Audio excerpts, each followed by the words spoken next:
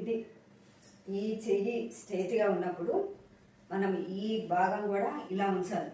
ఇట్లా ఈ భాగం ఇట్లా పెట్టి ఈ చెయ్యిని ఇట్లా పెట్టాలి. ఈ చెయ్యి ఇలా వచ్చినప్పుడు ఈ భాగం ఇలా ఉండాలి, ఇలా వంగి ఉండాలి, చెయ్యి ఇలా ఉండాలి. చాలా ఉపయోగాలు ఉంటాయి మనకి. ఇక్కడ ఒక్కటే కాదు, ఇక్కడ చేతుల నుంచే కాదు, నడుము నుంచి ఈ మెడ దాకా మంచి మూమెంట్ అయితే వస్తుంటుంది. మన శరీరంలో ఈ నడుము నొప్పితో చాలామంది బాధపడుతుంటారు. కూర్చొని లేవలేక చాలా ఇబ్బందులు పడుతుంటారు. ఆ తర్వాత ఈ మోచేతులు, భుజాలు కదిలించడానికి కూడా ఇబ్బంది పడుతుంటారు. అట్లాంటి దానికి సూపర్గా మందులాగా, మెడిసిన్ లాగా, మంచి ఆయుర్వేదంలో మూలికలు తిన్నట్టుగా మనకు అంత శక్తి వస్తుంది అనమాట. ఇట్లా నేను చెప్పినట్టు